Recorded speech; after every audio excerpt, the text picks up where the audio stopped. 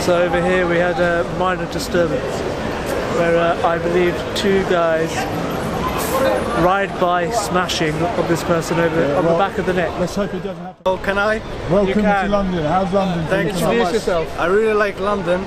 I'm Wasim from Morocco. Nice to meet you, Wasim. Nice to meet you. Morocco, it's a really beautiful country. If I go to Morocco, where should I visit first? You can go to Marrakesh, you can go to visit Al Khab, you can go to What's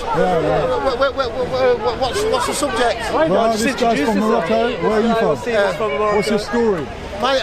Tell the world. My name's Andy Hartley. I'm from Greater Manchester, and basically Mancunian. Yeah. Heading for a climax in one fashion or another. If you want to ask me about in a religious way, or you want to ask me in about an economic. Let's have it in a religious way.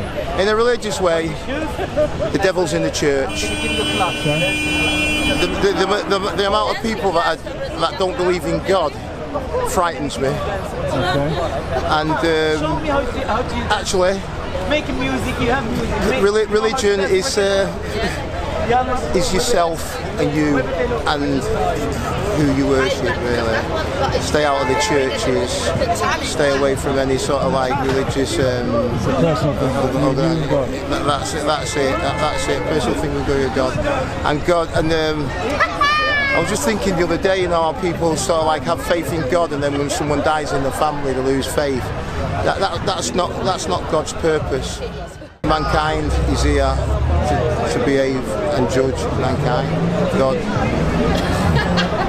is just an observer. Oh, and we're not the only ones out there in the universe, by the way. Tell me more. Who else is there?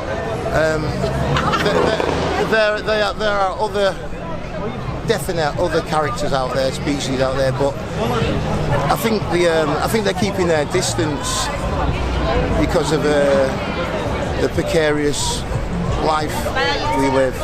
And I don't know why we think we're so clever. Anyway, I mean, a couple of miles up in the atmosphere, we can't make it. We survive on oxygen. So, do you know what I mean? We survive on oxygen, so we're limited to our travels without a helmet. We haven't even been to the bottom of the sea. We haven't been to the bottom of the sea. That is where. Well, we call it aliens, but another species is hanging out at the moment. Where are they hanging out? In the oceans. Yeah. I can well believe it. In the oceans. And who says it?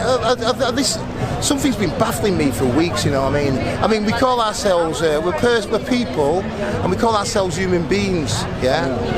I mean, who come up with the word human beings? What I mean, do we have a different name for Homo sapiens? Do we have another one after that? Well, the first man to stand up was Homo erectus, and after that is Homo sapien, and we are Homo sapien sapien, intelligent man. I think. When you say the first man to stand up, you mean species to stand up, right? If you believe that we evolved from ape-like creatures. What, do you believe that? Well, I'm open to the idea. Yes. I say we're not. I say we don't. You don't think we evolved? No, we're evolving. We're evolving all the time, but not in that sense. Why do people have different skin colour? In hot countries compared to cold countries, why do people in hot countries have darker skin? Don't they put it down to the melanin or something? Is it? Yeah, melanin. But I'm presuming that if Africa is the cradle of civilization, the people that left Africa the earliest and went further north, their skin became lighter because they didn't have as much melanin, and they needed to absorb vitamin D from the sun. Yeah, you've just answered that. And what's the same argument? What's the same argument in the shape of the noses?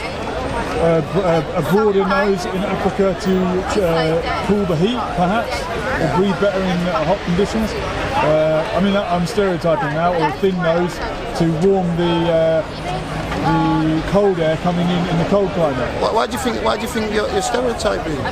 Well, not all Africans have a broad nose, not all Europeans have a thin nose, but in general, that's the phenotype. So, accents. Where do you think we? Let's stay in the UK. Okay. How do you think we?